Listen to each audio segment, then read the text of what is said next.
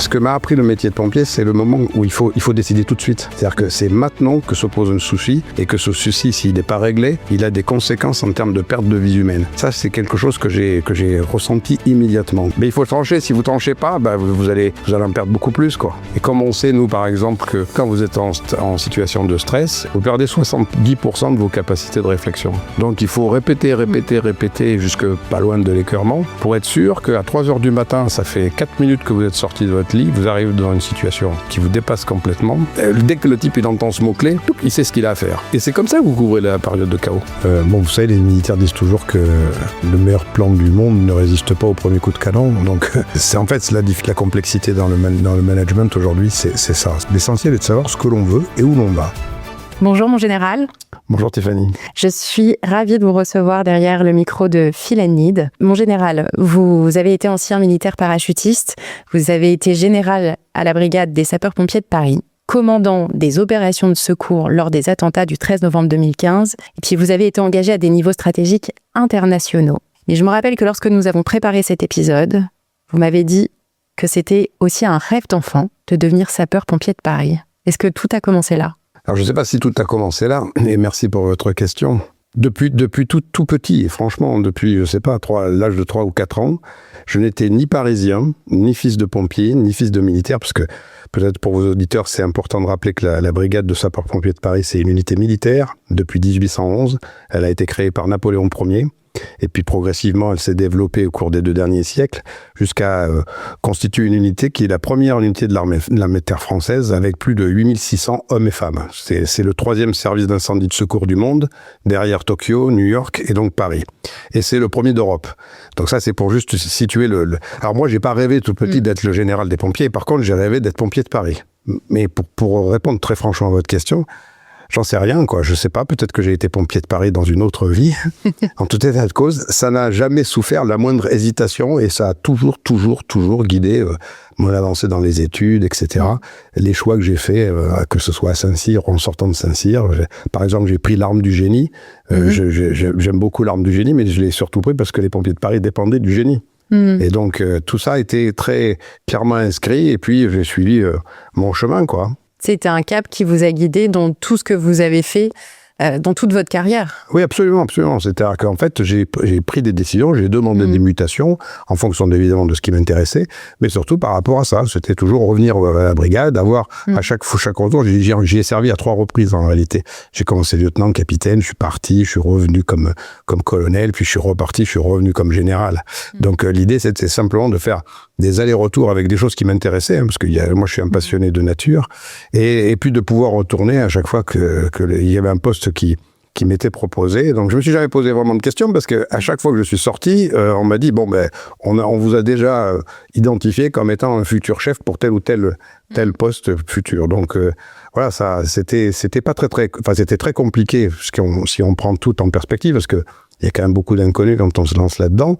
Mais au fur et à mesure que j'avançais dans ma carrière, ça confirmait d'abord. Moi, je confirmais mon choix et ça confirmait que j'avais pris le bon chemin, quoi.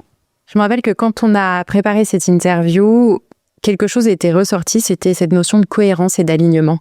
Et d'ailleurs, vous le dites, vous avez ce cap, vous allez avancer pour suivre ce cap et ce rêve de devenir sapeur-pompier de Paris. Est-ce que c'est quelque chose que vous avez toujours ressenti, cet alignement qui était aussi une colonne vertébrale dans les décisions que vous preniez ? Alors, c'est vous qui m'avez dit que j'étais aligné. Je ne sais pas si je l'étais. En tout cas, je crois que oui. Enfin, au fond du fond, quand vous faites ce genre de métier, c'est parce que vous aimez les autres. Que vous prenez, entre guillemets, du plaisir, c'est peut-être un peu malsain, mais vous prenez du plaisir à les sauver. En tout cas, si vous y arrivez. Et à chaque fois que vous pouvez, vous essayez d'en sauver. Donc ça, je pense que ça, c'est quelque chose qui... Moi, j'aime les gens, si vous voulez. J'ai aimé commander. J'aime toujours travailler avec des équipes pluridisciplinaires, internationales, etc. Donc il faut déjà, je pense, être attiré par l'autre et avoir envie de lui rendre service. En tout cas, de lui tendre la main quand il est en situation de détresse. Ça, je pense que c'est le fond de la personnalité. Et après, autour de ça se construit l'idée qu'on peut en faire son métier, en fait. Il faut identifier sa passion et ensuite y consacrer sa vie. Est-ce que cette conviction aussi de ce pourquoi vous avez fait ce métier, ça vous a permis aussi parfois de prendre des décisions, de prendre des risques aussi lorsque vous étiez face à des situations, de danger, clairement? Alors oui, c'est-à-dire que si vous acceptez pas l'idée de prendre des risques, il faut pas faire ce genre de métier. Donc la réponse est évidemment oui. En revanche, on ne prend pas des risques pour le plaisir d'en prendre, ou en tout cas sans avoir mûrement pesé le pour et le contre. Et quand je dis mûrement, ça peut se passer en une fraction de seconde. Hein. Il n'y a pas besoin de réfléchir pendant 3 jours avant de prendre une décision. En fait, ce que je crois que m'a appris plus le métier de pompier que peut-être, mais j'ai participé aussi à beaucoup d'opérations extérieures, notamment avec les parachutistes, mais pas que. Ce que m'a appris le métier de pompier, c'est le moment où il faut décider tout de suite. C'est-à-dire que c'est maintenant que se pose un souci, et que ce souci, s'il n'est pas réglé, il a des conséquences en termes de perte de vie humaine. Ça, c'est quelque chose que j'ai ressenti immédiatement, quoi. Je me souviens quand je suis arrivé comme lieutenant, une chose qui m'avait absolument bouleversé, on part pour un incendie de nuit, et il y a un monsieur qui est à une fenêtre, les flammes sortent au-dessus de sa tête, et il ne crie pas. Et ça, c'est important parce que ça veut dire qu'il est déjà tellement brûlé qu'il sent plus la brûlure. Il est brûlé au 3e degré. Et à côté, 2 fenêtres à côté, il y a 2 femmes avec un enfant. Et le capitaine arrive, me tape sur l'épaule et me dit « Tu t'occupes des femmes et des enfants ». Et j'ai vu cet homme rentrer dans l'appartement, il est décédé, on l'a trouvé carbonisé, et il me dit « Demain, on en parle ». Et le lendemain, il me dit « Tu vois, si tu étais monté chercher le gars, tu perdais 2 hommes. Tu pouvais pas le sauver parce que de toute façon, il criait plus, il était déjà brûlé au 3e degré et c'était fichu. Il manifestait rien. On voyait des flammes au-dessus de sa tête et il était juste là, quoi. Je pense qu'il était peut-être déjà mort, j'en sais rien. En tout cas, il était debout. Et ça m'avait bouleversé parce que je me suis dit, effectivement, il m'a dit, si tu avais été chercher le monsieur, lui serait mort, t'aurais fait brûler 2 gars et t'aurais pas sauvé les femmes avec l'enfant. Et donc, c'est là que vous vous apercevez que, on ne sait pas comme dans les films, quoi. C'est que vous allez prendre une décision et qui va engager le reste de l'opération. Bon, les 2 femmes et l'enfant sont sortis sans aucune brûlure, intoxiqués par les fumées, etc. Mais j'ai le souvenir de cet homme, qu'on a sacrifié pour sauver 2 femmes, si vous voulez. Alors, vous prenez pas des décisions comme ça tous les jours. Ouais. Mais ça vous marque à jamais, quoi. Et donc là, vous comprenez que vous rentrez dans un monde dans lequel, il y a des moments, il va falloir prendre des décisions qui sont extrêmement compliquées sur le plan de la décision elle-même, mais sur les conséquences que ça peut avoir pour les gens. Ouais. Comment on fait pour prendre des décisions comme ça? On reste des êtres humains, hein, mais il y a des moments, il faut trancher. C'est comme quand vous arrivez sur les scènes d'attentats. Je ne veux pas revenir que sur le 13 novembre. Mais à l'évidence, il y a des gens, dans les premières minutes, dont vous vous rendez compte qu'ils n'ont aucune chance de s'en sortir. Et on fait ce qu'on appelle du triage. Donc, c'est-à-dire qu'on essaie de sauver les sauvables. Et à partir de là, il y a des moments, vous savez que vous avez catégorisé les gens entre les extrêmes urgents ou les urgences absolues, comme on dit, c'est-à-dire des gens, s'ils n'ont pas de soins tout de suite, ils vont mourir dans l'heure qui vient, quoi. Et les urgences relatives qui ont jusqu'à 6 heures. C'est des classifications qu'on retrouve à l'OTAN, hein, d'ailleurs, hein, pour catégoriser les soldats blessés sur le champ de bataille. Beaucoup de choses qu'on a importées dans la médecine d'urgence, en particulier à Paris, on l'a puisé sur notre expérience des conflits armés, puisqu'on était une unité militaire. Et donc ça a bénéficié énormément à la population civile, la prise en charge. Mais donc tout de suite, il faut catégoriser les gens, et puis il faut essayer de sauver ceux qui sont sauvables. Là-dedans, je ne veux pas vous dire qu'on va sacrifier délibérément des gens, mais c'est peut-être terrible à entendre, mais dans les faits, si vous perdez du temps sur quelqu'un qui est insauvable, vous allez automatiquement entraîner le décès de personnes qui étaient sauvables quand vous êtes arrivé. Donc ça nécessite de prendre des décisions très rapides qui sont toujours confirmées par un médecin. Hein. Les premiers qui interviennent, c'est les pompiers, mais dans les minutes qui suivent, arrive un médecin qui confirme qu'on a bien catégorisé les gens, et les catégorisations, on les refait plusieurs fois durant le cours de l'opération, parce que quelqu'un qui peut attendre, mettons, 2 heures, si ça fait 1 heure que la personne attend, il faut faire attention, parce qu'on bascule assez vite à ce moment-là de l'urgence dite relative à l'urgence absolue. Mais il faut trancher. Si vous tranchez pas, vous allez en perdre beaucoup plus, quoi.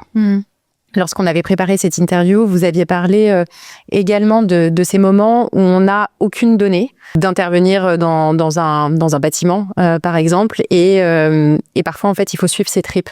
Parce que vous n'avez pas le temps d'avoir un certain nombre d'analyses ou de statistiques. Vous n'avez pas de renseignements, quoi, tout simplement. Hein. Donc voilà, il faut aller le chercher, le renseignement. Et donc aller le chercher, ça veut dire engager des équipes. Oui, c'est clair qu'il y a une part de prise de risque. Alors après, il faut pas. Il y a des principes.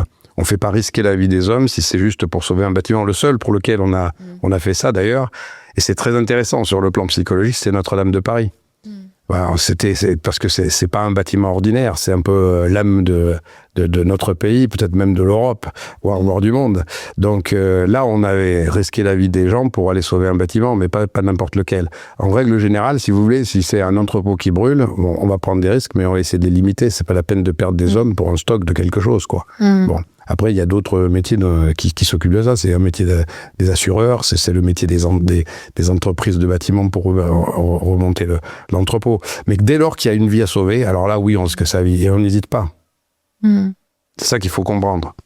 Et si vous hésitez, vous n'êtes pas à votre place. C'est aussi simple que ça. Et vous m'aviez dit aussi que ces moments de chaos, quand on arrive sur un théâtre, on peut transformer le chaos comme quelque chose d'utile qui va nous permettre, en fait, très rapidement de poser les prochaines briques, en fait, de l'intervention. Ouais. Comment tirer une opportunité d'un endroit où on arrive et dans lequel c'est le chaos? Alors ça c'est moi j'ai mis du temps à comprendre ça. En fait, le chaos, c'est inhérent à la crise.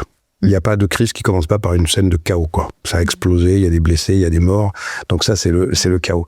Et la meilleure des choses à faire, me semble-t-il, c'est d'apprivoiser ce chaos. Alors il faut pas que le chaos dure trop longtemps. Mais pendant le temps où le chaos va durer, si chacun, parce qu'on n'est jamais tout seul, hein, c'est pas parce que vous êtes le chef, si vous n'avez pas de subordonnés, vous ne commandez rien du tout. Donc, chacun connaît son travail. Et on entraîne les hommes et les femmes de la brigade en particulier à réagir de façon réflexe dans les premières minutes. C'est ces premières minutes-là qui couvrent la partie du chaos.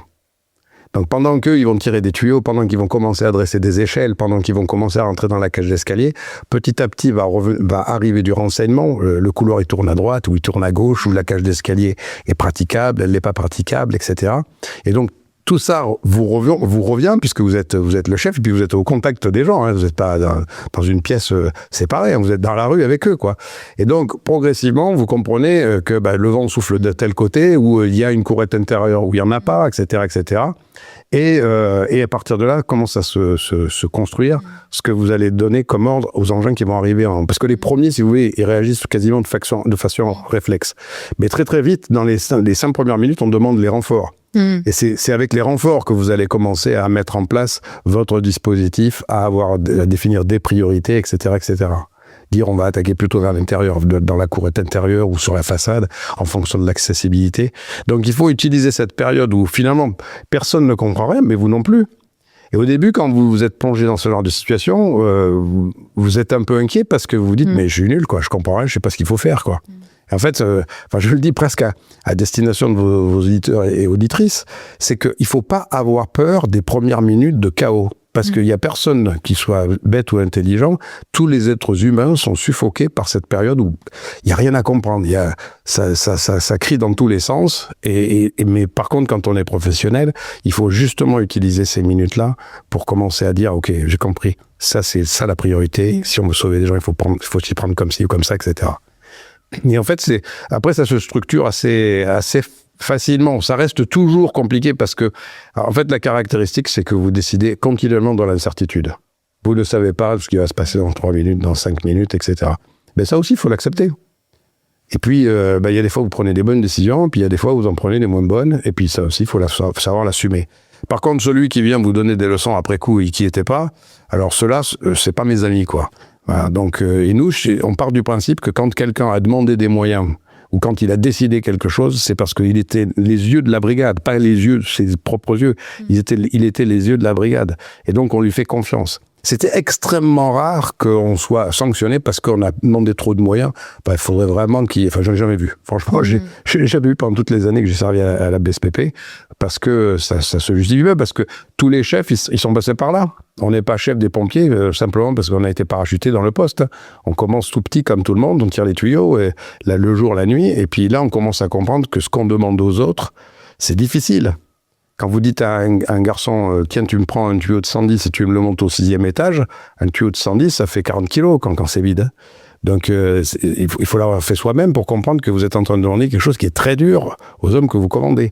Mais la force de cette institution, c'est que même si vous êtes sorti de Saint-Cyr, vous recommencez à zéro quand vous arrivez. Et vous montez vous-même les tuyaux. Comme ça, vous savez exactement ce que vous demandez aux autres. Combien de temps ça prend? Est-ce que c'est dur ou est-ce que c'est pas dur? Etc., etc. Et je pense que la force du collectif, elle est là. C'est que les gens, quand vous êtes chef, ils savent que vous êtes passé par exactement les mêmes épreuves qu'eux. D'ailleurs, je me souviens quand on faisait la présentation au drapeau, ce qui est une cérémonie traditionnelle pour quand les jeunes sont arrivés, dans tous les régiments de l'armée française, on leur présente le drapeau français de leur unité et on leur raconte un peu l'histoire, etc. Et moi, dans le discours, systématiquement, je leur disais, ce que vous vivez en ce moment est dur, mais sachez que tous les gens qui vous commandent à tous les niveaux sont passés par les mêmes épreuves que vous.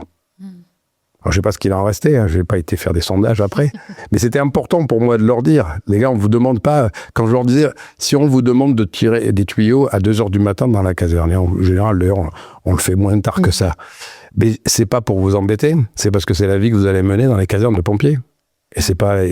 Personne ne le fera pour vous gêner ou vous embêter, c'est simplement parce que c'est l'heure à laquelle les gens ils appellent parce qu'il y a le feu chez eux, quoi. Donc, et comme on sait, nous, par exemple, que grosso modo, quand vous êtes en situation de stress, et que vous soyez entraîné ou pas, il n'y a pas beaucoup de différence. Hein. Vous perdez 70% de vos capacités de réflexion. Donc il faut répéter jusque pas loin de l'écœurement, pour être sûr qu'à 3h du matin, ça fait 4 minutes que vous êtes sorti de votre lit, vous arrivez dans une situation qui vous dépasse complètement, mais au moins aux 2 ou 3 ordres, il y a des ordres typiques là, en reconnaissance, établissez, enfin je ne vais pas vous déterminer tout ça, mais vous détaillez tout ça, mais dès que le type il entend ce mot-clé, il sait ce qu'il a à faire. Et c'est comme ça que vous couvrez la période de chaos. Et ce qui est fort dans ce que vous dites, il y a la notion de confiance collective, mais aussi ce qu'on retrouve pas forcément dans beaucoup de métiers ou de secteurs d'activité, et c'est aussi propre aussi au monde militaire, je crois que je connais peu, c'est le fait que les personnes qui commandent sont passées par tout le niveau hiérarchique qui fait qu'ils savent totalement ce qu'ils demandent à leurs hommes. Et il y a un autre point aussi sur lequel j'aimerais insister. Vous venez d'en parler sur les conséquences du stress. Et lorsqu'on avait échangé aussi en amont de cet échange, vous aviez parlé de comment fonctionne le cerveau humain. Et que de mener des hommes, c'est aussi de comprendre comment fonctionne l'humain. Et notamment que ça soit sur des interventions sur un théâtre de déminage ou sur des interventions en tant que sapeur-pompier. Vous m'aviez parlé d'un échange, je crois, toutes les 20 minutes. Ouais. Alors les 20 minutes, en fait, je parle sous le contrôle des psychologues et des psychiatres qui m'écouteront, qui me pardonnent si je dis des bêtises, mais grosso modo, un être humain peut se concentrer sur une mission un peu spécifique, en tout cas qui est risquée, au maximum une vingtaine de minutes. Enfin, nous, on a fait le constat. Moi, j'ai fait du déminage. J'ai été engagé en opération de déminage réel plusieurs fois dans ma carrière. Donc, nous, quand on fait du sondage pour récupérer des mines ou faire de la dépollution, c'est-à-dire récupérer des engins non explosés, toutes les 20 minutes, et moi, quand j'étais chef opération dans les parachutistes, je peux vous dire que là-dessus, je ne dérogeais jamais. Hein. On fait tourner les gars, parce que pendant 20 minutes, il peut se concentrer sur ce qu'il est en train de faire, mais au bout de 21 minutes, même peut-être avant d'ailleurs, hein, mais enfin, on ne peut pas les faire tourner tous les 3 minutes non plus. Le gars, il va commencer à dire, ah tiens, ce soir, il faut que je passe un coup de téléphone, il faut que je dise ça à ma copine ou à ma femme. Donc là, votre cerveau commence à voyager. Et ça veut dire qu'on est plus 100% concentré sur ce que vous faites. Mais quand vous faites un métier aussi dangereux que ça, une absence de concentration pendant quelques secondes ou quelques minutes, ça peut avoir des conséquences absolument dramatiques. Donc, c'est pareil à l'attaque d'un incendie chez les pompiers. Bon, en général, on a une bouteille d'air et quand elle commence à s'approcher de la limite de remplissage, ça siffle. Vous entendez un bip sur les interventions, ça veut dire qu'il faut aller changer la bouteille. Mais ça correspond sensiblement aussi à peu près à une vingtaine de minutes. Pour quelqu'un qui est équipé, un pompier de Paris, quand il est équipé avec sa tenue complète, il fait 22 kilos de plus que quand il est tout nu dans sa salle de bain. Donc, quand vous êtes monté plusieurs étages, vous avez pris des gens en compte, etc., la bouteille, elle ne dure pas si longtemps que ça. Donc, ça tombe aux alentours des 20-25 minutes pour les premières équipes qui sont engagées. Et ça, c'est important de garder à l'esprit ces 20 minutes, parce que là, on demande à quelqu'un, c'est comme si vous couriez le 100 mètres, quoi. On ne peut pas courir le 100 mètres pendant 10 kilomètres. Voilà. Donc là, c'est des gens qui sont engagés sur des choses qui sont tellement particulières, tellement pointues et qui nécessitent je vous disais tout à l'heure qu'on n'a plus que 30% de ses capacités de réflexion, mais au moins ces 30%-là, il faut absolument que ça soit mobilisé à fond, quoi. Sinon, ça peut conduire à des catastrophes, quoi. Et vous parliez aussi de la confiance, et sur ces théâtres d'opération de déminage, vous aviez dit une phrase qui m'avait marquée. Il fallait que la personne qui intervienne ait plus confiance en son chef qu'en la mine. Alors, en fait, il faut craindre plus la mine que le chef. Ouais. En fait, oui, c'est mais plus confiance voilà. à son chef qu'à la mine, quand Oui. mine, c'est ça. En fait, il faut avoir peur de la mine parce que et pas peur de son chef, parce qu'il faut pouvoir lui dire, bon chef, je sens qu'il y a quelque chose de pas normal. Alors, ça, c'est vraiment important parce que ce qui, je crois, est caractéristique de ce genre d'opération, c'est que comme vous y risquez votre vie, et quasiment à tout moment, ben on a tous un instinct. Vous savez, quand vous dites « je le sens pas ». Alors, je ne sais pas si c'est un rapport avec le sens olfactif ou quoi, mais il faut mettre en place un système de leadership qui fasse que quand le gars il a un doute, il puisse l'émettre, sans avoir peur de se faire engueuler par son chef, pour dire les choses crûment, quoi. Et ça, moi, j'y crois beaucoup. J'étais très attentif à ce que on pouvait être très discipliné, très organisé, très carré, mais systématiquement, il fallait finir par « et si vous avez le moindre doute, vous levez la main et vous le dites ». Parce que ça, c'est important. Et je pourrais vous citer plein d'exemples comme ça qui ont sauvé la vie à des gens simplement parce que l'opérateur avait remarqué que quelque chose n'était pas comme d'habitude. Parce que dans ces trucs-là, c'est ça qu'il faut voir, c'est le pas comme d'habitude. Il y a pas, en fait, il y a aucune situation qui ressemble à aucune autre, pour être honnête. Mais il y a quand même des caractéristiques particulières et c'est sous toute vous savez, les Britanniques disent, on emploie ça souvent, le diable est dans les détails. Et ça, c'est vrai, le diable est dans les détails. Et quand il y a un détail que vous sentez que c'est quelque chose que vous n'avez pas vu ou qu'on ne rencontre pas dans ce genre de situation, alors là, il faut le dire. Voilà. Et j'ai vécu ça chez les pompiers, j'ai vécu ça en opération à droite ou à gauche. Ouais. Alors des fois, vous allez prendre des précautions parce que justement, vous ne le sentez pas, vous dites « oula », et ça servira à rien. Et puis il y a des fois, vous prenez la décision, mais il faut la prendre tout de suite. C'est ça en fait la caractéristique, c'est que c'est maintenant que se pose le problème, c'est pas dans 40 secondes. C'est le rapport au temps. Ah oui, ça c'est. Alors ça c'est, vous rentrez dans une autre dimension là. Ouais. Enfin, je m'attendais à ce que vous me disiez 5 minutes. Non, 40. Non. Oui, des fois c'est voilà. Moi, je peux vous citer un exemple qui vient à l'esprit. Hein. J'étais intervenu quand j'étais jeune capitaine. On part pour un incendie dans un appartement et ça sentait beaucoup le gaz. Bon, nous, la première des choses qu'on fait, c'est qu'on barre le gaz. Et le sous-officier qui était arrivé le premier, il me dit « Non, c'est bon, j'ai barré le gaz ». Alors, ça peut être un résidu d'odeur de gaz. Mais là, ça sentait beaucoup plus que d'habitude, quoi. Donc, je lui dis « T'es sûr que t'as barré le gaz ?»« Oui, mon capitaine, j'ai barré le gaz, sûr. » Bon, bref, je monte à l'étage où le porte-lance, le pompier qui tient la lance, là, avait attaqué le feu. Et là, c'est pas normal. Donc, je lui tape sur l'épaule, je lui dis, ferme la lance, descends d'un étage. Alors, il me regarde, il y a les flammes, hein. C'est un peu curieux que le capitaine lui dise de plus raser les flammes. C'est pas commun, quoi. Et on descend l'étage du dessous, et je rappelle, il y a un truc qui va pas. J'avais même pas fini la phrase, ça a explosé.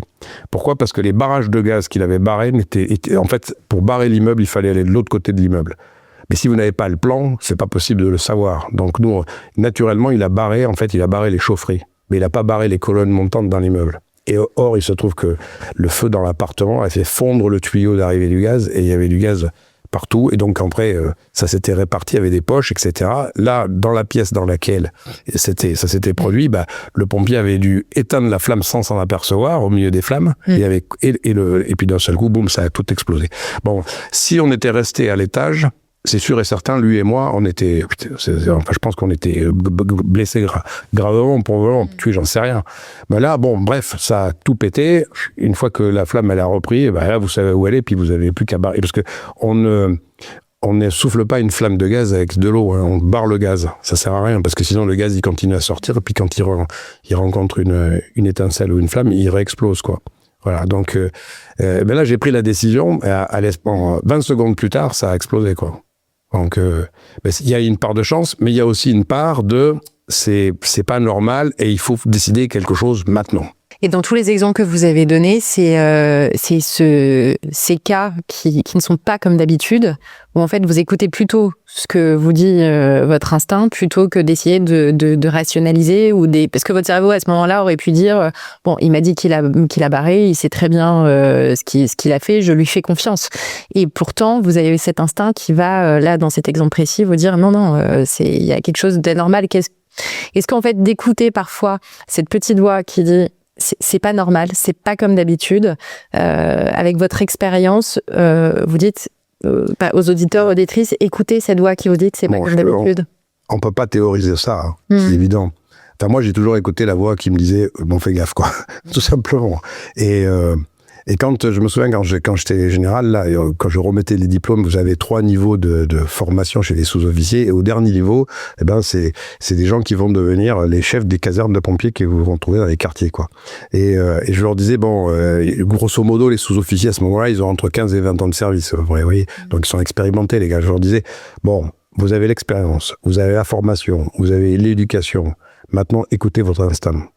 Si vous sentez pas un truc, prenez du recul, arrêtez la manœuvre s'il faut, reconsidérez, mais écoutez votre instinct.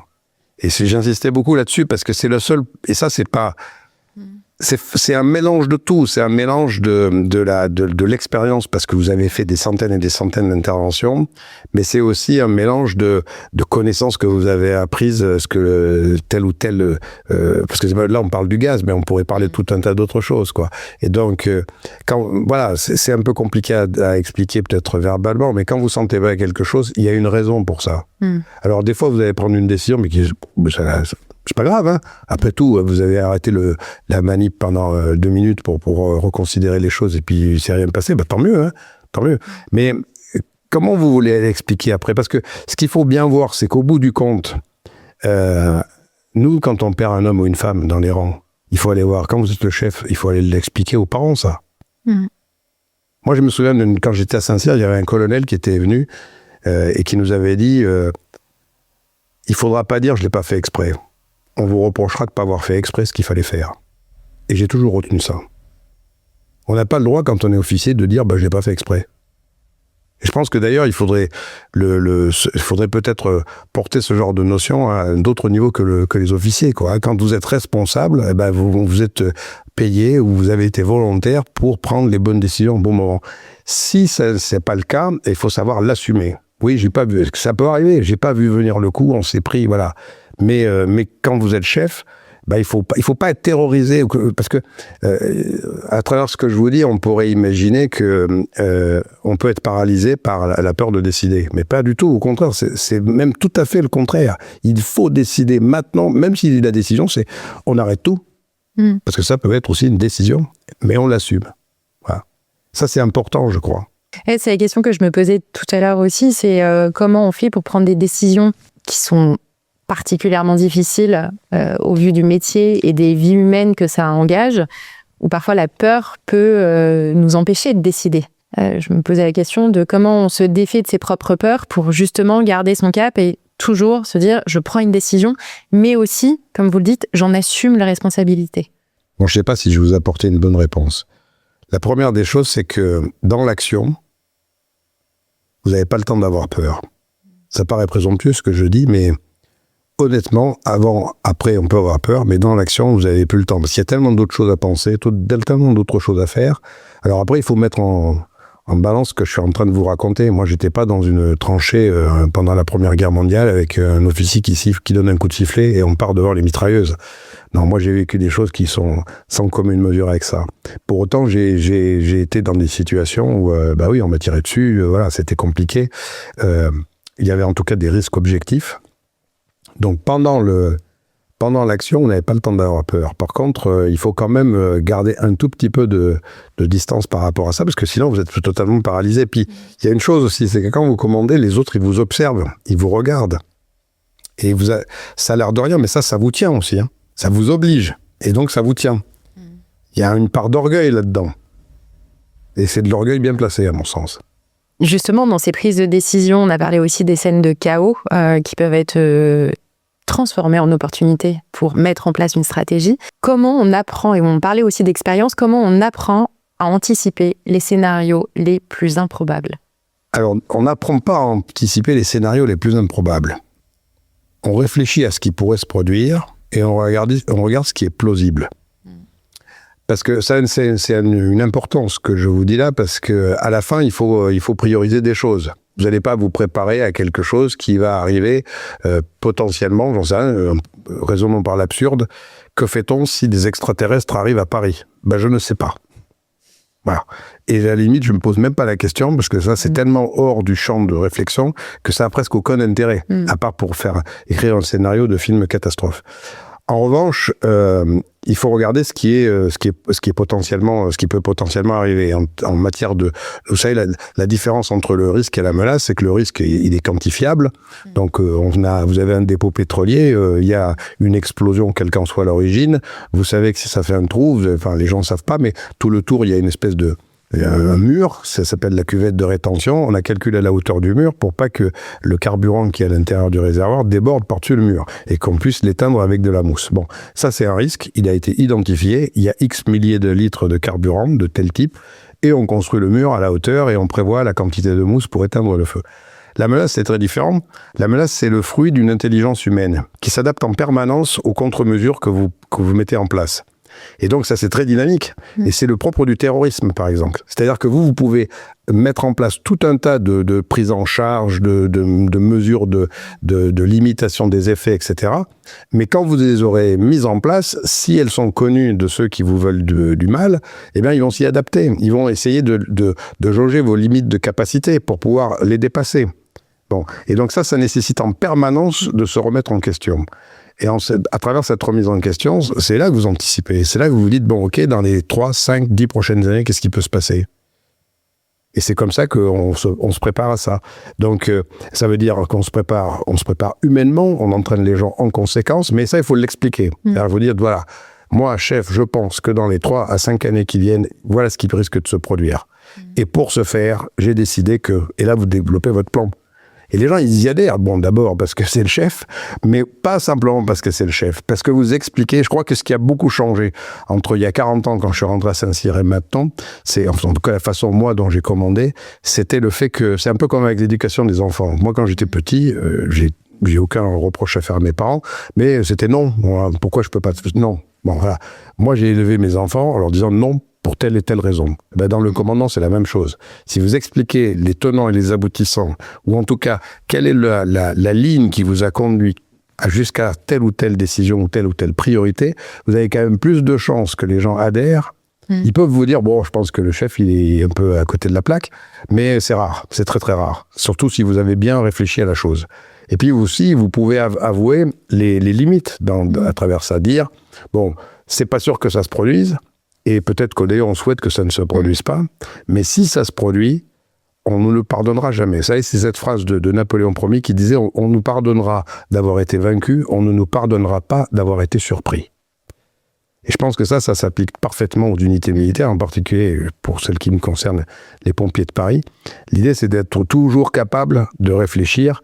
Et alors pour ça, il y a plusieurs choses. Il y a le chef qui réfléchit, mais bon, il y a un bureau études qui est là pour ça aussi. Et nous, on a mis en place depuis, je ne sais pas, 40 ou 50 ans, ce qu'on appelle la fiche d'idées nouvelles. Donc n'importe quel pompier qui est arrivé à la brigade il y a 3 jours, qui constate qu'on pourrait améliorer, que ce soit une amélioration sur le plan tactique, sur le plan technique, acheter un équipement supplémentaire, améliorer l'administration, voir comment on prépare les repas, enfin, quel que soit le domaine, le gars ou la fille peut écrire sur un morceau de papier. Alors moi j'avais modernisé ça parce que avant il fallait faire une espèce de compte rendu, mais les jeunes n'écrivent plus. Donc on a simplifié ça avec un mail. Donc il faut un mail. Puis, voilà, dans tel domaine, je pense que si on faisait comme ci ou comme ça améliorerait les choses. Et ça va directement au bureau études. Et il y a un deuxième mail qui lui emprunte la voie hiérarchique, de manière à ce que chaque échelon qui a un peu plus de peut-être d'expérience puisse rajouter, bon, oui, ça c'est pas mal pour telle et telle raison. D'ailleurs, on pourrait peut-être le compléter avec ça, ou au contraire de dire, on a déjà essayé il y a 5 ans, ça n'avait pas donné les résultats qu'on voulait pour telle et telle chose. Et donc quand vous êtes, c'était mon cas il y a quelques années, chef du bureau études, vous recevez cette proposition brute. Là, vous avez l'intention du garçon et de la fille qui a écrit, et puis de l'autre côté, vous avez les avis hiérarchiques, donc vous commencez à voir ce qu'on peut faire, et systématiquement, on leur répond. Et à la fin de l'année, d'ailleurs, on élit les 3 meilleures idées de quel que soit le domaine de l'année. Ouais, et le général remet un prix. Vous avez un service dédié qui tient compte de cette fiche à idées, à nouvelles idées, parce que c'est vrai que dans les organisations, des rapports d'étonnement, c'est souvent proposé, mais on ne sait pas après ce qui se passe avec ce dit rapport d'étonnement. Vous avez un service qui est dédié à l'analyse, qui est corroboré avec des vraies études pour voir est-ce que c'est faisable aujourd'hui, est-ce que ça sera plus faisable demain. Oui, alors c'est pas non plus un travail considérable. Le bureau études reçoit je sais pas quels sont les chiffres aujourd'hui, mais moi quand je commandais, on recevait entre 30 et 50 fiches d'idées nouvelles chaque année. Parce qu'il n'y a pas tant de choses. D'abord, il y a des services qui, eux, pensent à améliorer de leur propre initiative tout un tas de choses. Hein. Mais ces fiches-là sont systématiquement analysées. Et surtout, celui qui en est l'auteur, il reçoit une réponse. Et on va lui dire, bon, ton idée est bonne, mais elle coûte trop cher, parce que souvent les jeunes, ils ont des super bonnes idées, mais ils se rendent pas compte que ça a un coût, tout ça. Par exemple, je sais, vous modifiez un truc sur la tenue de feu des pompiers, sauf qu'il y en a 18 000 appareils des tenues de feu. Donc si ça coûte 50 €, c'est 18 000 fois 50 €. Donc est-ce que ça a un intérêt? Est-ce que ça va vraiment changer quelque chose? Est-ce qu'au cours des 5 ou 10 dernières années, on a constaté que si on avait eu tel ou tel équipement de plus, ça aurait amélioré les choses ou amélioré la sécurité? Enfin bref, quel que soit le sujet. Et donc, on lui répond, on lui dit, c'est une bonne idée, mais c'est trop cher, ou c'est pas une bonne idée pour telle et telle raison, ou merci d'avoir participé, mais ça, c'est déjà prévu au plan d'amélioration de la future génération de tenues, etc. Vous voyez, par exemple. Et d'ailleurs, en parlant des tenues, vous m'aviez évoqué que les tenues des sapeurs-pompiers de Paris avaient, justement, grâce aussi à des recherches que vous aviez menées, avaient évolué. Oui, tout à fait. En fait, je ne sais pas si les Parisiens s'en sont aperçus, mais la tenue des pompiers de Paris, elle est passée de bleu marine à rouge. Et c'est pas du tout un effet de style. C'est malheureusement parce que on a perdu 2 pompiers, un garçon et une fille, sur un incendie, sur lequel j'étais d'ailleurs. Et en fait, c'était un incendie tout à fait banal qui s'est transformé en une torche qui nous a brûlé nos 2 camarades. Et la question, c'était de savoir, de comprendre pourquoi ils étaient brûlés à ce point-là, quoi. Et on a eu le concours du laboratoire central de la préfecture de police, avec lequel on travaille très étroitement. L'aéroport de Paris a mis à notre disposition des locaux à Orly, qu'on pouvait utiliser la nuit, puisque l'aéroport est fermé de minuit à 6 heures du matin. Et on a fait à peu près 800 tests pour reconstituer les conditions dans lesquelles cet incendie s'était produit. On a fait beaucoup de progrès sur l'étude du feu, en fait, à travers ça, parce que, si vous voulez, des études sur le feu, il y en a eu plein avant, hein, c'est pas la question. Par contre, ce qui avait peut-être pas été fait depuis un certain temps, c'est l'étude sur la réaction des matériaux. Parce que ce qui a caractérisé, on va dire, les 30-40 dernières années dans les incendies d'appartements, c'est 3 choses.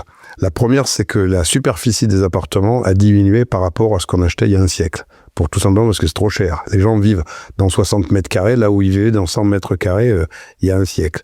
Le deuxième élément, c'est que pour économiser l'énergie et puis se protéger des nuisances sonores, on a doublé, voire triplé le vitrage. Et donc, avant, un incendie, il partait dans un appartement, ça cassait les carreaux, l'oxygène rentrait, etc. Donc, vous aviez les flammes qui sortaient par les fenêtres. Aujourd'hui, c'est assez rarement le cas. Ça, c'est la fumée qui sort. Les gens s'en aperçoivent parce que la fumée, elle revient plutôt dans la cage d'escalier qu'en sortant par les fenêtres. Et puis le troisième élément, et c'est là où ça a son importance dans le cas présent, c'est la réaction au feu du mobilier, puisque aujourd'hui, vous avez la plupart des gens qui sont équipés avec du mobilier qui est fait de bois reconstitué, si vous voulez. Donc le bois, il est reconstitué, mais il est collé. Et ces colles-là, quand elles se désagrègent au contact de la chaleur, elles dégagent des gaz toxiques, en particulier le cyanure. Et donc, vous avez énormément de gens qui sont intoxiqués sur les incendies, simplement parce que ils ont respiré 2 fois, ils ont respiré en allant vers la fenêtre. Moi, le nombre de fois où j'ai vu des gens qui étaient morts à 1,50 m de la fenêtre, alors que le lit était à 3 mètres de la fenêtre, c'était incroyable, hein. Ça veut dire qu'en fait, à la première goulée, vous perdez connaissance. Et donc, ces choses-là, on a donc fait presque 800 tests, et à la fin, on s'est rendu compte que la couleur de la tenue avait une importance sur sa résistance au feu. En clair, quand vous la prenez bleue ou sombre d'une façon générale, à tissu strictement équivalent, hein, où vous la faites jaune ou rouge, eh bien, dans le premier cas, quand elle est sombre, elle dure 14 secondes. En fait, ce qu'on mesure, c'est on envoie un flux de 600 degrés sur la manche et on mesure le temps que ça passe à travers pour atteindre 60 degrés. 60 degrés, c'est le moment où vous avez les cloques, là, les phytènes sur la peau. Bon, avec une tenue de couleur sombre, ça mettait 14 secondes. Avec une tenue rouge, ça en met à peu près 27 à 28. Voilà. Et donc, j'ai décidé de faire changer la couleur des tenues. Et comme on a travaillé avec des industriels, on a fait aussi progresser la résistance des tenues, parce que ce qui compte, c'est les épaisseurs. En fait, si vous voulez, il faut de l'air. C'est le principe de la bouteille thermos, quoi. Tout simplement. Pour être isolé de la température extérieure, il faut multiplier les couches de tissu et d'air. Et donc, on a fait des tissus avec plus de couches, etc., avec des membranes qui résistent encore mieux. Ce qui fait qu'aujourd'hui, les tenues sont infiniment meilleures en résistance au feu qu'elles ne l'étaient. Mais à l'époque, je vous parle de ça il y a 10 ans, à l'époque où on a même 11 ans, on a fait ça, on a fait ce constat, mais personne, en fait, n'avait fait ce constat en Europe. Et donc, progressivement, vous allez voir, dans toute la France et dans toute l'Europe, la couleur des tenues va changer pour ça.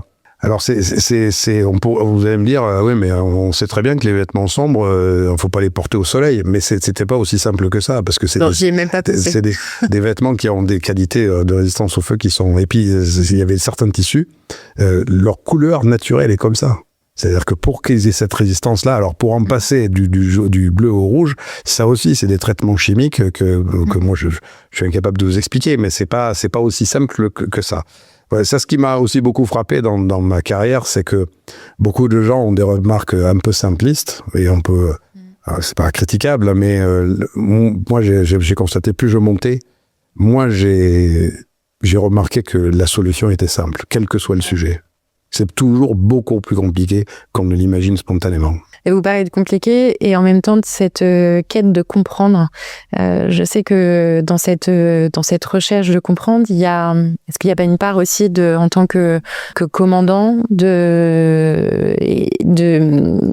équipe, d'aller comprendre et d'avoir cette responsabilité. Vous parliez aussi de quand vous perdez des hommes et des femmes dans vos équipes, c'est aussi de qu'est-ce que je vais raconter, le pourquoi. La première des choses, c'est que vous devez quand même des comptes aux parents, aux proches de ces hommes et de ces femmes. Ça c'est quelque chose de terrible. Hein. Quand vous recevez le père ou la mère ou la femme, il faut expliquer pourquoi ça s'est produit, pourquoi on n'a pas anticipé. Et oui, si vous avez 2 morts et puis qui sont brûlés beaucoup plus que en fait qu'on aurait pu imaginer, parce que c'est ça mais comment c'est possible quand vous vous rendez compte que Aurélie qui est décédée sur cet incendie, on n'a pas retrouvé son casque pour pouvoir faire fondre un casque. Le casque de pompier, celui des pompiers de Paris, il tient jusqu'à 580 degrés. Pour pouvoir faire fondre un casque, il faut qu'il soit à plus de 800 degrés pendant 20 minutes d'affilée.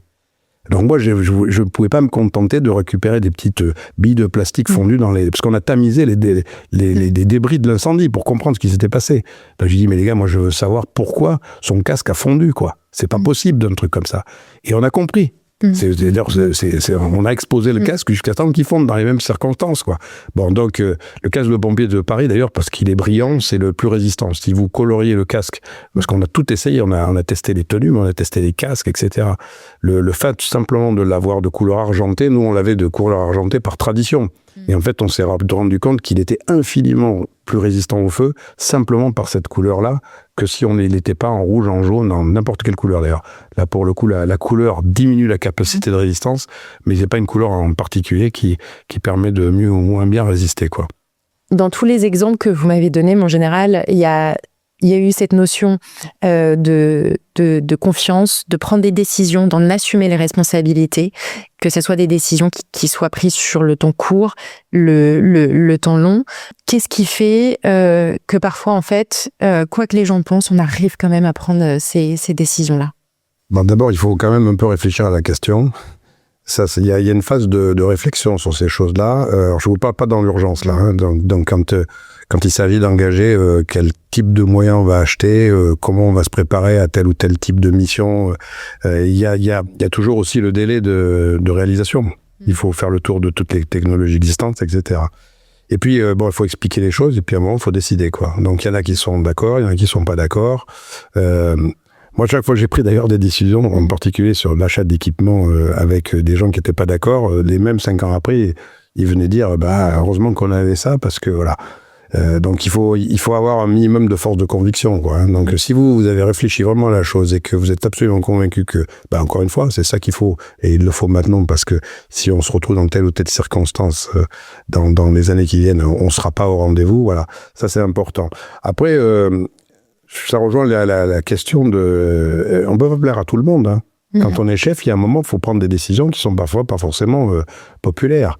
Et il faut l'assumer, il faut l'expliquer, mais une fois qu'on a fini les explications, on prend quand même la décision, quoi. Alors, ça veut pas dire qu'on prend la décision contre l'avis de tout le monde. Moi, je me suis toujours bien gardé de ça. C'est-à-dire que j'ai toujours posé la question, dit bon, ok, qu'est-ce que vous en pensez? Enfin, j'ai fait le tour un peu du pour et du contre, etc. Puis à un moment, il faut trancher, quoi. Parce que en fait, c'est aussi bête que ça, mais vous êtes payé pour. Et ensuite, il faut l'assumer. Si on vous dit pourquoi vous avez pris telle ou telle décision, parce que selon les critères que j'avais à ma disposition, le problème qui se posait, c'était ça, et la réponse, c'est celle-là. Voilà. Maintenant, le risque de l'impopularité, ça fait partie du leadership, quoi. Il faut être capable de dire, déjà de reconnaître qu'on a pris une décision. Moi, souvent, d'ailleurs, ce que je disais, ça, je l'ai fait toute ma carrière. Quand je prenais une décision et que je disais à quelqu'un, tu vas faire ça, j'ajoutais souvent, quand je savais que c'était un petit peu, ça pouvait être un peu critiqué, et si on te demande quoi que ce soit, tu dis que c'est moi qui te l'ai dit de le faire. Et ça ne m'a jamais, ça ne s'est jamais retourné contre moi. Et au moins, ça a protégé ceux à qui j'avais dit ça, quoi. Donc ça, c'est important aussi, parce que des fois, vous allez donner des ordres et il faut être honnête, quoi. En fait, je pense que la base de tout ça, c'est l'honnêteté. Vous avez pris la décision, elle n'était pas bonne, ça n'a pas marché. Ok, c'est moi qui ai pris la décision, et puis si vous avez des reproches à faire, c'est à moi qu'il faut les faire, quoi. Et pas aller se défausser, quoi.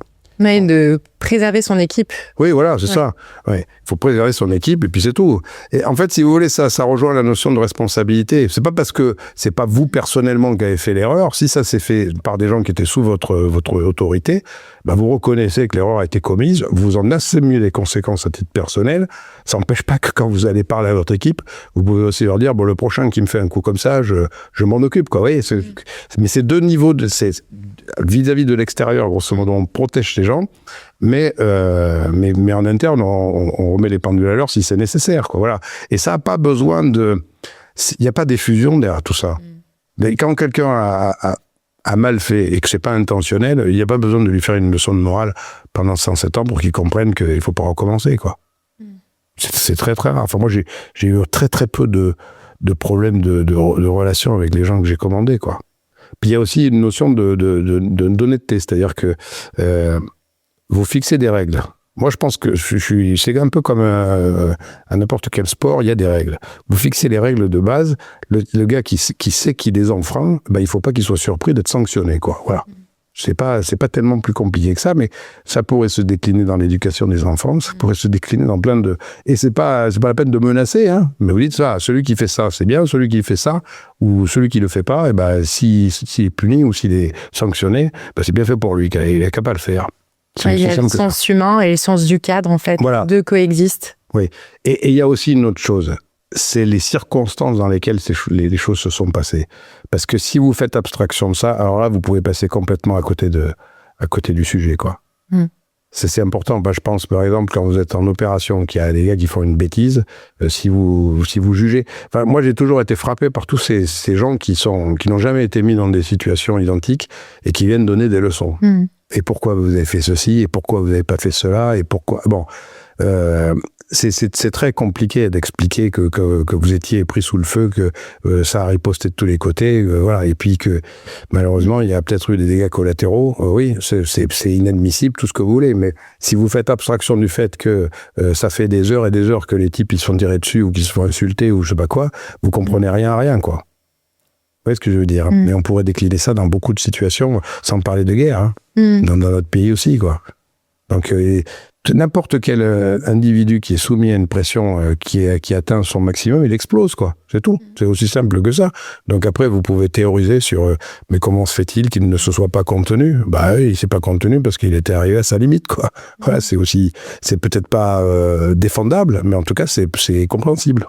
Et qu'est-ce qui fait d'ailleurs que par rapport à ces métiers-là où vous êtes sous tension en permanence, qu'est-ce qui fait qu'on n'explose pas, en fait? Enfin, qu'est-ce qui minimise le fait qu'on explose? Parce que... Alors, je crois qu'il y a un gros sujet, c'est d'abord le collectif, et puis il y a la hiérarchie. C'est-à-dire qu'à chaque étage de la fusée, il y a des gens qui sont payés pour calmer la situation, si jamais il faut la calmer, quoi, vous voyez.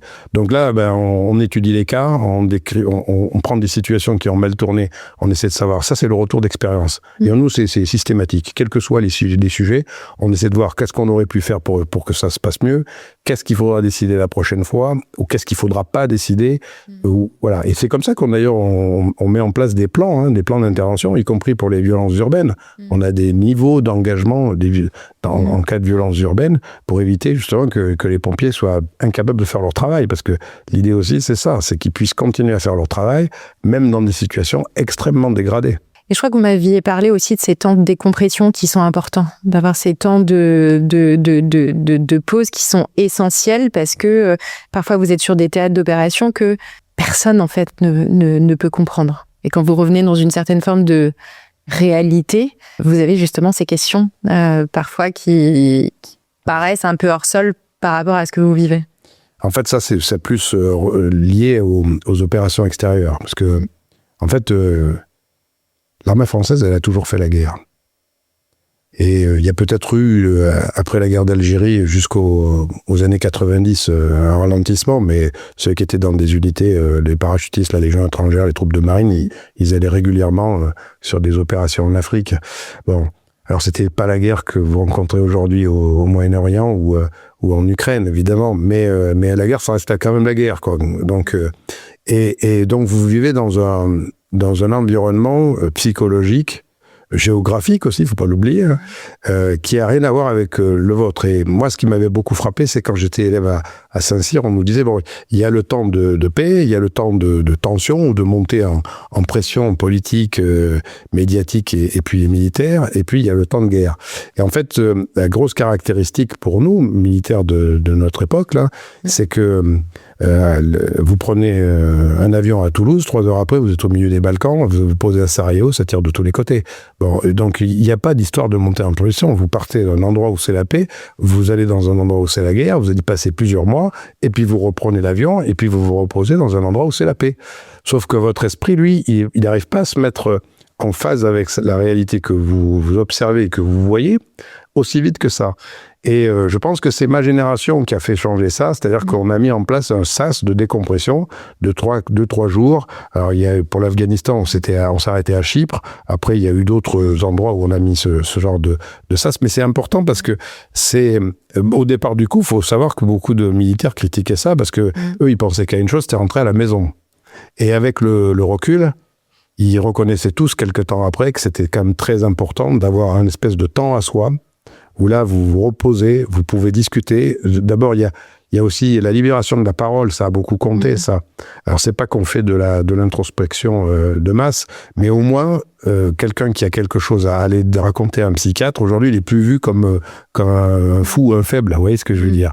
Aujourd'hui, il est vu comme quelqu'un qui a besoin de discuter de son problème avec quelqu'un d'autre. Bon. Et puis, il faut pas oublier une chose, c'est que dans la génération de mes parents, par exemple, moi, mon père, il avait fait la Seconde Guerre mondiale. Vous avez 25 ans aujourd'hui, personne dans votre famille n'a fait la guerre, pas même celle d'Algérie. Donc, qu'est-ce que vous allez aller raconter quand vous rentrez à des gens qui n'ont vu que des films à la télévision, quoi.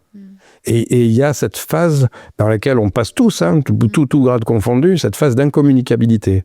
Vous rentrez à la maison, on vous dit, il faut amener les enfants à l'école, etc. Bon, moi, je suis rentré une fois, je ne me rappelais plus où était l'école, c'est aussi bête que ça. Bon, mais cette phase d'incommunicabilité, ces sas-là permettent déjà d'en prendre conscience. Dire aux gars, t'es pas fou si tu te sens étranger à ta propre famille. T'es pas vulnérable, vulnérable et il n'y a pas de... C'est juste, voilà. Et puis petit à petit, on a aussi fait des informations auprès des familles. Il faudrait probablement en faire beaucoup plus et de façon plus régulière, etc. Mais si vous voulez, on a un peu dédramatisé tout ça, quoi. Et puis après, ça permet aussi, c'est ça, d'identifier tout de suite ceux qui peuvent avoir, qui sont victimes d'un trouble post-traumatique qu'il va falloir prendre en compte et qu'il va falloir soigner. Parce qu'il y a ça aussi. Et le trouble post-traumatique, je ne suis pas du tout spécialiste, mais j'en ai eu tellement que c'est pas parce que vous êtes un grand gaillard de 1m90 et que vous faites peur à tout le monde que vous n'allez pas y succomber comme les autres. Ça n'a rien à voir avec la taille. Et vous pouvez avoir vécu 4 ou 5 opérations où vous avez vu des horreurs absolues, où ça s'est finalement assez bien passé, et puis vous ne savez pas pourquoi, vous avez 40 ans, vous partez pour la 4e ou 5e ou 10e fois, et puis là, il y a quelque chose qui ne va plus, quoi. Voilà. Donc, je pense que chaque être humain a une espèce de capacité d'absorption des drames des autres, mais peut-être que ça connaît des limites. Alors, moi, j'ai pas le sentiment d'avoir atteint les limites, mais j'ai rencontré des gens, à l'évidence, ils avaient atteint leurs limites, quoi.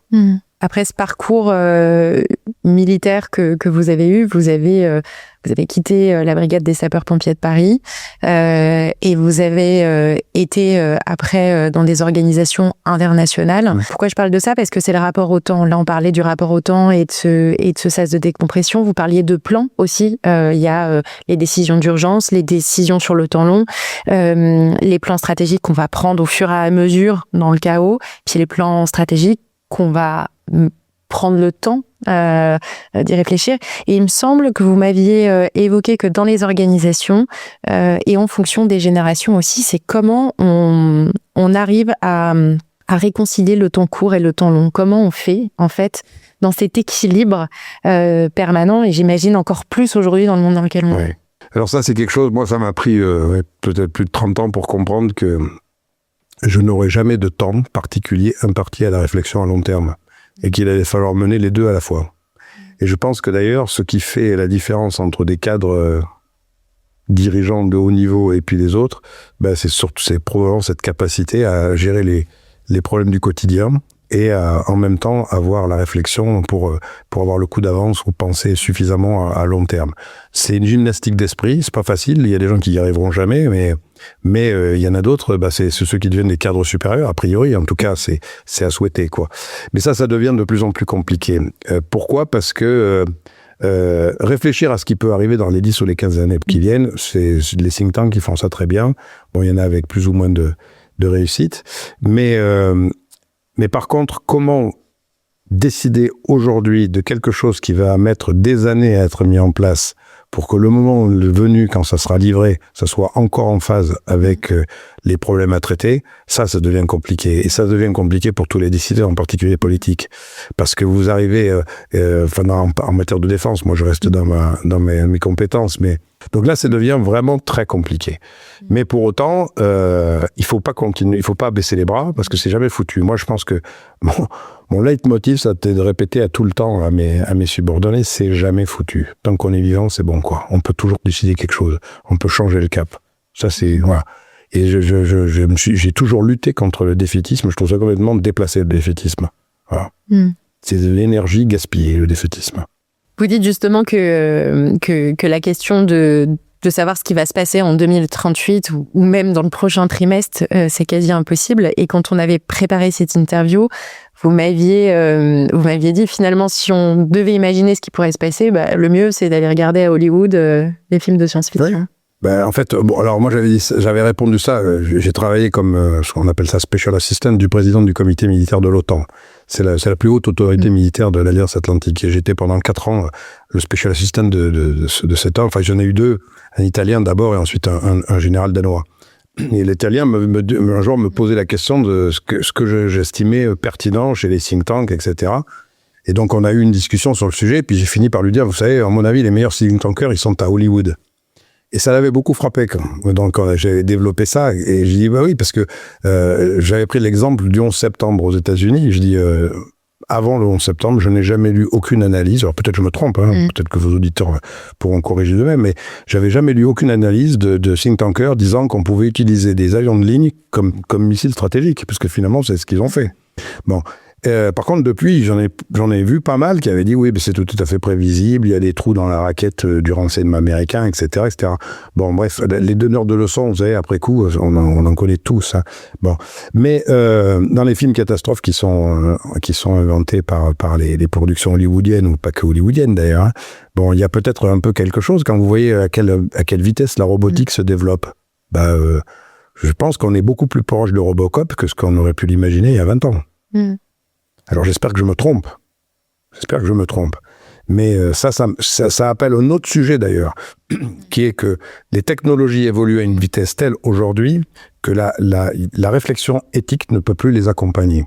Et d'ailleurs, c'est probablement délibéré de la part de ceux qui sont les inventeurs, parce que tant qu'ils ont une longueur d'avance sur la réflexion éthique, en fait, il n'y a pas de limite. Ils peuvent faire à peu près ce qu'ils veulent. Or, quand on s'aperçoit que... en fait, vous ne pouvez pas désinventer quelque chose. Il faut se poser la question de ce que nous sommes en train d'inventer va apporter au bonheur de l'humanité. Si la réponse, elle est positive, ça va changer ceci ou cela, eh ben, il faut y aller. Mais quand on a eu inventé la bombe atomique, la seule solution qu'on ait trouvée, c'était passer des traités pour éviter d'en limiter les effets ou le nombre, etc. Mais on peut plus la désinventer. Et ben, ça sera la même chose pour un certain nombre de découvertes qui s'approchent avec, grâce à l'intelligence artificielle, etc., etc. Alors, c'est pas du tout être contre l'évolution technologique, mais je pense que ça, c'est un véritable danger. Alors, il y a plein de gens qui réfléchissent à ça. Faut pas croire qu'on vit au milieu d'un désert avec 2-3 docteurs fous là qui sont en train de développer des technologies. Parce que derrière tout ça, il y a aussi des applications absolument formidables. Peut-être que dans quelques années, le cancer ne sera qu'un mauvais souvenir, simplement parce qu'on aura réussi, grâce à l'intelligence artificielle, à trouver des maladies rares avec une anticipation telle qu'elles n'auront aucun effet sur la vie des gens. Mais il y a aussi les effets négatifs. Voilà, c'est comme je dis à chaque fois, vous prenez un morceau de bois, vous pouvez en faire une crosse de fusil ou vous pouvez en faire un violon, quoi. Il faut quand même un peu collectivement réfléchir à est-ce qu'on veut plutôt des violons ou est-ce qu'on veut plutôt des fusils. Bon, c'est un peu simpliste ce que je dis là, mais ça me choque beaucoup. C'est-à-dire que on n'est plus capable de réfléchir à qu'est-ce qui nous est nécessaire finalement. Et ça, c'est peut-être là où le politique doit reprendre sa place pour dire la façon dont la cité souhaite être conduite, c'est de cette façon-là pour tel effet au profit des gens, quoi. Ouais, c'est une question de, comme vous dites, du bonheur de l'humanité, de choisir qu'est-ce qu'on veut faire en fait, ce qui se passe là. Vous savez, c'était le maréchal Leté qui disait ça, qui disait « L'essentiel est de savoir ce que l'on veut et où l'on va ». Moi, j'ai toujours gardé cette phrase à l'esprit. L'essentiel est de savoir ce que l'on veut et où l'on va. Voilà. C'est pour ça que j'ai parlé d'alignement. Mais non, mais et ça m'a toujours servi parce qu'enfin, je pense qu'on est tous comme ça. On a toujours 2-3 quelques citations à l'esprit qui vous donnent, qui de temps en temps, quand vous êtes un peu perdu, hop. Mais au fond, pourquoi je fais ça ? Pourquoi je veux ça ? Quel est l'intérêt de développer ceci ou cela ? Des fois, en fait, on vous critique sur le simple fait de poser la question. Non, la question, elle mérite d'être posée. Dans toutes les questions méritent d'être posées. Après, et si on n'a pas la réponse, c'est que l'argumentaire n'était pas solide, suffisamment solide pour étayer la question. Voilà, donc. Et dans ce rapport au temps, ce que ça m'évoque aussi, c'est que la frontière, elle est de plus en plus ténue, voire inexistante dans ce côté systémique, parce que dans les décisions qu'on va prendre ou dans les plans qu'on va faire, il va y avoir un enjeu médiatique, institutionnel, gouvernemental, politique, géopolitique, réglementaire, et j'en passe. S'ajoute à cela les nouvelles technologies, et finalement, ces plans qu'on imaginait à 10 ans, à 15 ans, 20 ans, on sait fortement qu'on va devoir les modifier. Est-ce que tout ce qui se passe aujourd'hui, et notamment pour des décideurs, ça force à revenir à cet instant présent, un peu à l'ici et maintenant pour pouvoir travailler ces plans, faire preuve d'agilité avec les ressources qu'on a à l'instant T ? Nécessairement, parce que, vous savez, les militaires disent toujours que le meilleur plan du monde ne résiste pas au premier coup de canon. Donc, je pense que c'est vrai pour beaucoup de plans stratégiques. Aujourd'hui, c'est en fait la complexité dans le management aujourd'hui, c'est ça. C'est très précisément le fait que vous sentez qu'il y a un courant, vous sentez qu'il y a quelque chose qui est nécessaire, vous poussez pour que ça soit développé et vous apercevez rapidement que, en fait, une technologie ou un changement radical ou une standardisation remet tout ça en cause. Donc c'est très compliqué aujourd'hui, vraiment c'est très compliqué. Il y a une part de chance, mais il y a une part aussi d'analyse. Et peut-être que dans la part d'analyse, on pousse peut-être que les outils modernes permettront d'aller plus au fond des choses.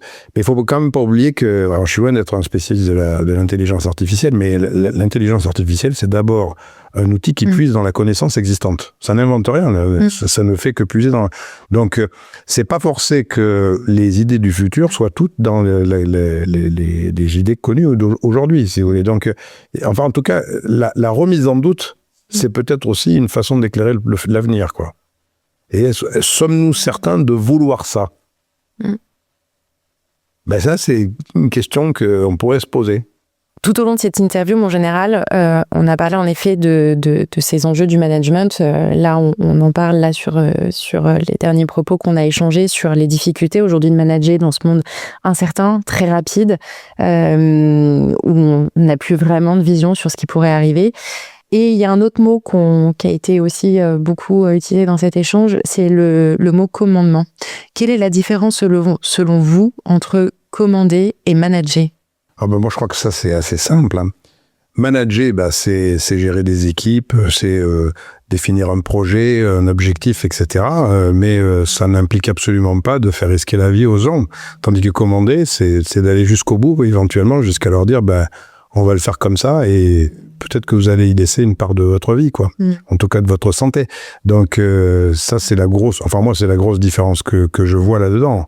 Cette approche par la prise de risque personnelle, que vous prenez pour vous, mais que vous prenez aussi pour les autres. Ça, et d'ailleurs, quand vous commandez, il y a une forme exécutoire qu'on ne remet pas en cause. On peut discuter avant, on peut discuter après, mais on ne discute pas pendant, quoi. Et ça, c'est ça la différence. Le commandement, c'est que on dit ce qu'on va faire, on dit comment on va le faire, et puis on y va, quoi. Et les deux peuvent coexister. Ah oui, de toute façon, dans le monde normal, vous managez, et puis quand c'est les gros coups, quoi, là, vous commandez, quoi. Et puis, c'est là où toute la discipline reprend toute sa place. Mais pas la discipline stupide, c'est la discipline incarnée. C'est-à-dire que vous devez montrer l'exemple. Je crois que c'est ça aussi qui manque parfois. Enfin, moi, j'étais toujours frappé par des situations dans certains endroits où il y avait problème de leadership, c'était que parce qu'il n'y avait pas d'exemplarité. Il ne faut pas demander aux autres que vous n'êtes pas capable de faire vous-même. Alors, ça ne veut pas dire que vous devez faire leur travail à leur place, à vos subordonnés. Mais ça veut dire au moins que vous avez un minimum de connaissances. Il faut s'intéresser à ce qu'ils font. Il faut mesurer la difficulté de ce que vous demandez, quoi. Parce que si, j'ai cité ça au début, mais c'est quand même à la base de la base. Connaître tous les métiers de l'entreprise, ça ne veut pas dire être capable de faire le métier de chacun des gens qui la composent. Ça veut dire avoir quand même une idée de quand on demande si on va à droite ou si on va à gauche, ou si on change telle ou telle technologie, qu'est-ce que ça implique pour le reste de la chaîne, le temps que ça va prendre. En fait, connaître le travail des autres, ça apprend aussi la patience quand on est un manager. Un manager qui a aucune patience, c'est insupportable pour ceux qui doivent faire le travail. Parce que quand on leur donne 1 heure pour faire quelque chose qui en dure 3, comment voulez-vous qu'ils adhèrent ? C'est pas possible. Donc il y a cette notion-là dans le management. Après, le commandement, je vous dis, voilà, c'est nous, dans l'armée, on commande parce que c'est comme ça qu'on dit, mais on va dire 80% c'est du management et 20% c'est du commandement pur, dur. Voilà. Et surtout, dans le commandement, il y a quelque chose d'exécutoire, c'est-à-dire qu'il y a des étapes par lesquelles il faut passer parce qu'il y a du danger, quoi. Et donc, on ne doit pas déroger à ça, quoi. Quand vous avez parlé d'exemplarité, j'ai ce mot-là qui m'est venu en tête, intégrité. Est-ce que vous pensez que les deux sont liés ? Bien sûr. Le drame, moi, vous savez, aujourd'hui, je travaille dans une organisation internationale, je suis très souvent dans des pays étrangers. Pourquoi leur système de défense est inefficace ? Parce que c'est sur ces sujets-là que je travaille, moi, sur la gouvernance du secteur de la sécurité. La plupart du temps, c'est à cause de la corruption. C'est à cause du fait qu'ils sont commandés par des gens qui leur disent de faire des choses qu'ils n'ont même pas la compétence de faire eux-mêmes. Donc ça, c'est le gros drame du monde, on va dire. Mais c'est pas nouveau, c'est assez universel. Mais nous, on a la chance quand même de vivre dans des pays où sans doute il y a de la corruption, mais pas de façon systémique. Et en tout cas, on met à chaque fois qu'on peut des outils en place pour que l'intégrité soit quand même ce qui domine, quoi. Ah. Moi, j'ai jamais entendu dans toute ma vie militaire des cas de corruption. J'ai vu des gens qui se sont fait attraper pour des malversations, mais c'est là que le système fonctionne, c'est qu'ils ont été immédiatement trouvés, identifiés, sanctionnés, voire condamnés pour ceux qui étaient, voilà.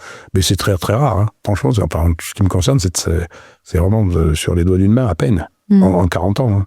Et justement, en 40 ans de carrière, qu'est-ce qui fait, selon vous, qu'un décideur, un leader tient dans la durée quand il doit en permanence être sous pression pour prendre des décisions ? Moi, je crois que ça tient beaucoup à la personnalité du leader. C'est l'authenticité. Et l'authenticité, ça veut dire qu'il ne faut pas jouer de rôle. Vous êtes comme vous êtes, avec vos qualités, vos défauts. Quand vous avez raison, il ne faut pas faire triomphalisme. Et quand vous avez tort, il faut tout simplement le reconnaître. Voilà. Et là-dessus, j'ai pas été très fort, je me suis planté. Et en fait, les gens vous pardonnent parce que vous êtes honnête, tout simplement. Voilà. Je pense que c'est ça qui fait la grosse différence. Et puis, c'est assumé, quoi. Hein. Quand ça marche, on est content, on sort le champagne. Et puis, quand ça marche pas, ok, c'est ma faute. Et puis voilà, terminé, quoi. Oui, donc se tenir dans la durée, c'est aussi être honnête avec soi-même. Oui, je sais. Parce que sinon, on est en train de jouer un rôle et on se compromet quelque part. Oui, absolument, ouais, absolument. Je crois après, il y a des gens qui sont parfaitement capables de jouer des rôles, hein, on en connaît plein, hein. Moi pas. Donc, Je sais pas mentir, donc j'ai essayé quand j'étais petit, ça marchait pas, donc j'ai abandonné très vite. J'ai l'habitude de poser une dernière question pour terminer les échanges avec mes invités. La question suivante, mais vous y avez déjà répondu aussi tout au long de cette interview, mais si vous deviez résumer le leadership en un mot ou une phrase, ce serait quoi, selon vous? L'authenticité.